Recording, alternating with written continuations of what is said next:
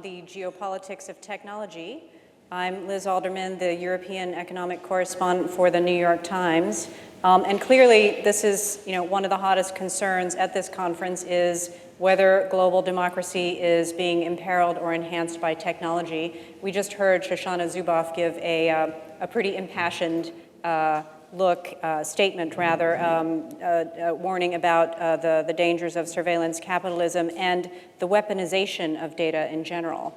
And that's a very sort of fitting note to welcome our two panelists, Marietje Schaake, who's the International Policy Director of the Stanford Cyber Policy Center, and Yuval Noah Harari, who is the world's most influential, arguably, historian of the future. Yuval, let me start with you. In terms of what new information technology will do to the geopolitical balance of power, you do, as has been previously described, have a handful of tech companies as well as governments who have basically been operating on the principle that those who control data will control the world. Talk to us about where this global digital war is headed. Where are we now, and where are we likely to go? So 20 years ago, it was a few corporations or entrepreneurs who understood this idea that those who control the flow of data of the world will control the world. About 5-6 years ago, a couple of governments began to understand the same principle, especially the governments of first China and then the US. And now you can say that there is a kind of alliance of governments and corporations against each other, and there are really just two players in the game so far. You have the Chinese government and the Chinese corporations, big tech giants, Baidu, Tencent, Alibaba, and on the other side you have the US government, and you have the Google, Facebook, Amazon, and Microsoft, and they are increasingly dividing the world between them. The question is, who controls the flow of data in the world? And it seems that we are in the first stages of a digital Cold War, the same way that we had the Iron Curtain coming down after the Second World War. So now there is increasingly a Silicon Curtain dividing the world. Which part of the curtain you are depends on what code is running on your smartphone and your computer, and where the data is going. And we see the emergence of a new kind of empire, or a new kind of imperialism and colonialism and data colonialism, that again, it centers on data. Data flows from the colonies to the imperial hub, where it fuels the creation of the most sophisticated technology that is then being exported to the provinces in a cycle. And to give meaning to what it means, what it means in practice, just imagine what happens to a country, say in 10 or 20 years, when all the personal information of all the politicians, all the journalists, all the judges, all the military officers is held by somebody in Beijing or in San Francisco or in Washington. Is it still an independent country, or is it a data colony? Now, this is just a trend. We can still stop it. We can still do things about it. But very broadly speaking, I think that this is what we are seeing at the present moment. Mm-hmm. And Marietje, you also, here in Europe, you're a member of the European Parliament for 10 years. Obviously, the question of regulation comes up time and again. This is a situation where self-regulation doesn't exactly work. Can you talk to us a little bit from the European perspective? Brussels is often described as a regulatory superpower, but here in Europe, how ready are Europeans to sort of prevail in a world of geopolitical tech competition? I think that's a huge question, but there's another aspect of that power that I just want to touch upon that Yuval just mentioned, which is the question of where the private companies are actually going to come out. Because I think at this moment in time, they are not necessarily aligned behind, let's say, the democratic government of the United States in the case of the big Silicon Valley companies. It's not proven that they put democracy first, and it certainly should not be assumed that they will fall in line with democratic values. And so this concern for abuse of power by either governments or companies, I think, is heartfelt in Europe, explained by its history of Nazism and communism, where people very directly and recently suffered the effects of repression with the help of information gathered and technologies used against the people. And so this sensitivity about what could go wrong, and not just this huge excitement about what could be gained from all these exciting innovations, is what explains European leadership in the space of seeking to regulate for the preservation of the right to privacy, for democratic integrity and fighting back against disinformation, but also a fair market, antitrust rules to make sure that competition is fair and that there's not monopolists that eat any possible competitor through takeovers or otherwise. And so I think the aims of European regulations are legitimate and in line with the rule of law, democratic principles. But to your point about what that means geopolitically, the EU is increasingly losing relevance in this big G2 world that Yuval just described between the US and its industry and China and its industry. So the EU will have to step up its geopolitical capacity and its growth if it wishes to compete sort of on that stage of both developing standards through regulation, through the market, and through its ultimate willingness and ability to use geopolitical instruments to make sure that those values are taken seriously and hold up in a fierce competition. Let's not be mistaken, the battle for values, the battle for freedoms and rights is real, and it's increasingly fought out in a digital context. Yuval, how do you see the regulatory divide as it's happening, for example, between Europe, the United States, and China? How is that going to impact the geopolitical sort of future of this tech power game that governments have been using? You have expressed concern about, surveillance. Mm-hmm. What are sort of the main risks or the fault lines that you see? Well, regulation is. I believe in regulation. I think it can be effective. I think it can be done. It should be done. But to be a regulator, you first need to be a leader in the relevant technologies. If you're left behind technologically, and you just try to regulate the new technological wonders and weapons being produced by others, it's not going to work in the long run. You will just be left less and less relevant. So for the European Union to be a strong third actor in this game and to be able to exert regulatory influence both over the entire world, but even within its own border, it needs to be a part of the game. And at present, it's not. If you think about the 10 big companies, none of them is European in this field. And so I hope that we'll see coming out of Europe not just more regulation, but also more technology, more tools, more innovation. And there is a lot of room for more innovation because there are open niches. Like we've heard about surveillance capitalism, and most of the technology that is being developed at present is kind of surveillance from the top down, like giving more and more power to corporations and governments to monitor individuals, to monitor citizens. Now, technology can also work the other way. We can develop extremely powerful tools to monitor the corporations, to monitor the governments. Just to give an example, to monitor government corruption. And these tools are not being developed, at least not enough, because the main actors are not interested in developing them.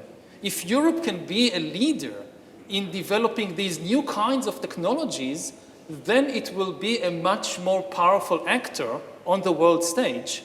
And also its regulations could have far bigger effect. Do you think that's a solution, a real solution, or?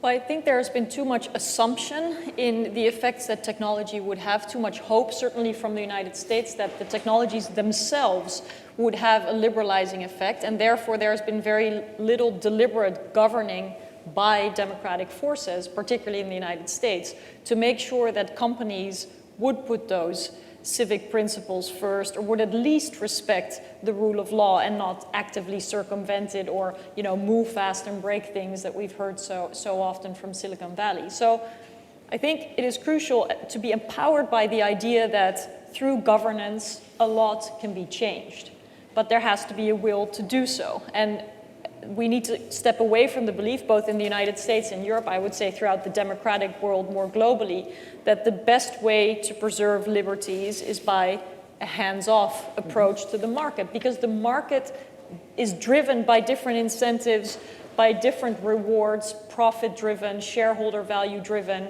than is a society where different rights and interests have to be balanced, where a majority and minority interests have to be, brought into a good relationship with each other, and where there's a public interest that needs to be preserved. And if you start to look at the sort of core drivers of efficiency, of dominating a market that we see in Silicon Valley, a sort of engineer's mentality or a business mentality, it can be at direct odds with the speed of deliberation, for example, of the need to hear different voices, to bring them to the table and to take time to make those democratic decisions. So I think what we've also heard in Shoshana Zuboff's heartfelt speech is that the starting point of democracy and the way in which we look at the impact of technology is important, whereas in practice we often see that the technology itself is the starting point, also for policy to say, oh, what do we need to do with this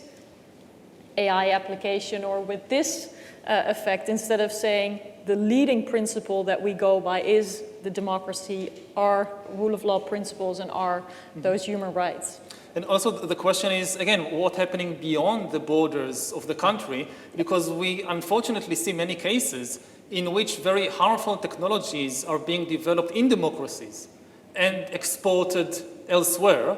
I mean, they are not coming just from authoritarian regimes. If I look at the case of my own country, of Israel, so it's a leading exporter of surveillance tools and cyber warfare tools to all kinds of more dodgy and less dodgy regimes all over the world. And when you look at the changing geopolitical balance of power, and if you think regionally now, and you look, for instance, at how the position of Israel has strengthened over the last decade or so, much of it is because of the technological changes.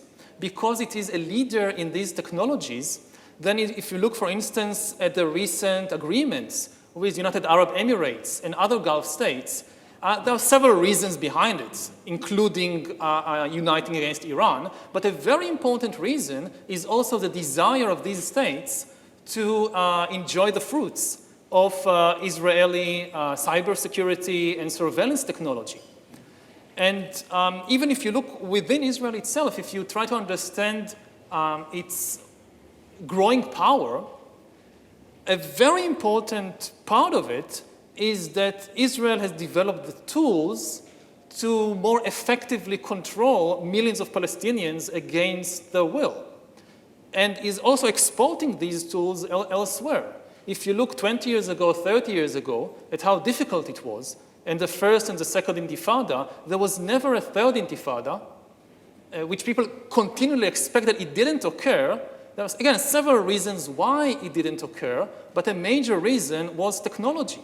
The surveillance technology gave the tools how to control millions of people against their will in a much more effective way. And these tools, again, are being now exported all over the world. So this is just an example of how the new technology changes the geopolitical balance of power, whether on a regional level or on a global level. And again, if you look globally, then we see that now you can really buy a package of how to create a digital dictatorship just off the shelf. You have many countries around the world that can't develop or don't have these technologies locally, but they can just buy all the necessary tools and know-how and even people to operate the system from elsewhere. Yeah, it's so remarkable, this example of spyware and the products and services of NSO Group and others that have recently been revealed in this Pegasus project are so illustrative of that dynamic, because this company has been founded by former intelligence agents from Israel, and typically intelligence services would be secret and hidden, and suddenly these tools are now available to whomever can afford them. And you will see that companies like NSO Group offer tools that basically go directly against stated Israeli policies, like respect for a free press, respect for freedom of assembly, and we see this globally, not only in Israel, though Israel is a leader, where this path of companies that work with what is technologically possible directly disrupts core principles, even if they are the stated principles of the governments of the states from which these companies operate. And so I think it's a big question to what extent the spyware market or other very aggressive and democracy-eroding technologies will be allowed to continue sort of unhindered, or whether there will be more forceful confrontations between democratic governments and these types of companies and tools. Is it at all possible to say, let's ban spyware? I think that's a discussion we have to have. I think there is little legitimate use for these systems, and certainly even if you can use them to track down terrorists or suspects of the worst crimes, which is always the reason why, you know, they're marketed and sold as being useful.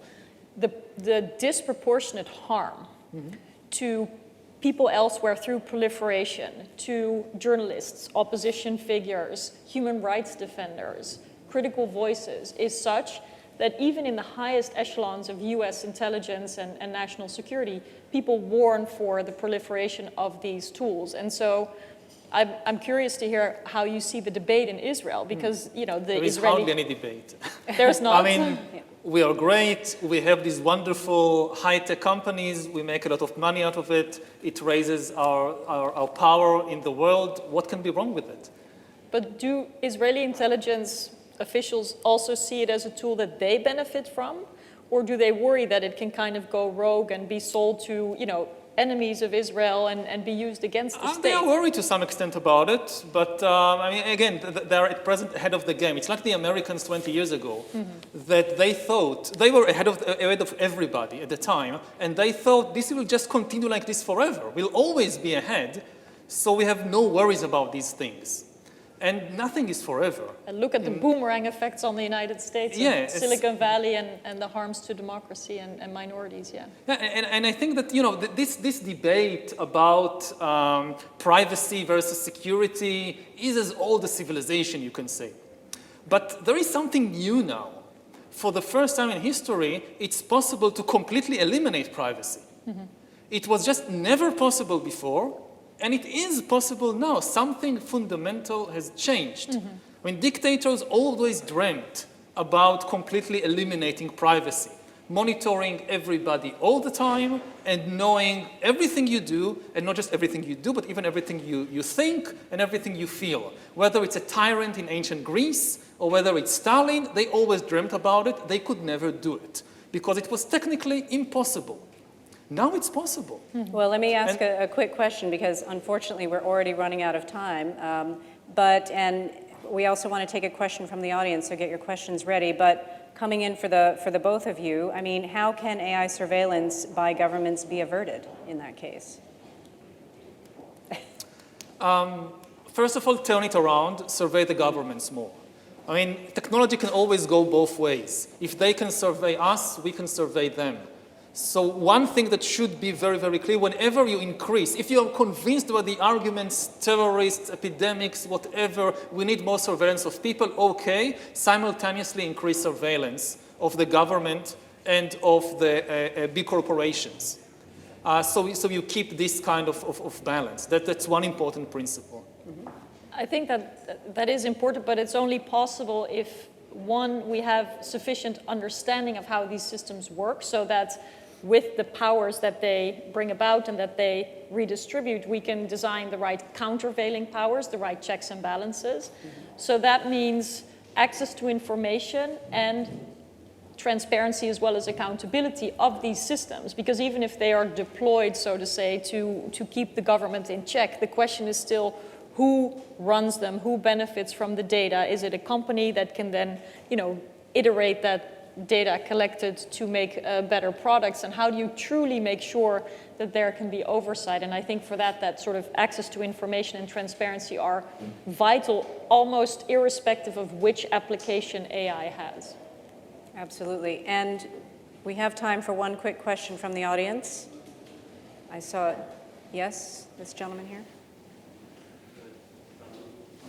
My question goes back to you. There's a microphone coming. Yeah. Hello, my name is Spencer Landry. I'm with the Global Liberal Arts Alliance for the Athens Democracy Forum, and my question goes to Yuval's first point about those who control data, control the people. So earlier today, there was a panel discussion on deepfakes and democracy. Mm-hmm. In your personal opinion, do you feel that deepfakes are being used in a more alarming rate to control people, or do you believe that it relies more on the AI side in kind of control of data and control of people? Well, I think that deepfakes in themselves are not kind of an existential danger. We just need to develop. Throughout history, you always had these new information technologies coming up. They usually destroy old institutions of trust. There is a period of chaos until a new institution of trust develops. For instance, print. Once print came, suddenly anybody, almost anybody, can print anything they wanted. You didn't rely on the church to copy with hand these manuscripts. So the market was flooded by a lot of new texts, many of them ridiculous conspiracy theories about witches and whatnot. And at first, people just believed everything. It's in a book. I've read it in a book. It must be true. And then there was a process of new institutions of trust developing, like newspapers, like academic publishers, that you don't trust the printed paper. You understand anything can be printed. You trust the institution behind the printed paper, the publisher, the newspaper. The same thing will happen with deepfake. At first, we'll see the US president saying something and we'll believe, I saw it with my own eyes, he said it. Within a few months or years, everybody would know you can make anything you want. So new institutions of trust will emerge that you don't trust the video, you trust the institution that hosts it. So that I don't think that this is an existential threat. The big problem is really just the simple collection of data. The fact that for the first time you can follow everybody all the time. You can have much more data on a person than this person has on himself or herself. Right. So this kind of complete imbalance of power, which never existed before, this is the big danger.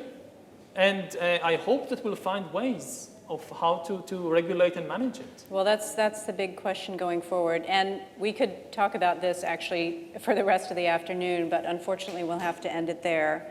So thank you both for a pretty unplugged conversation.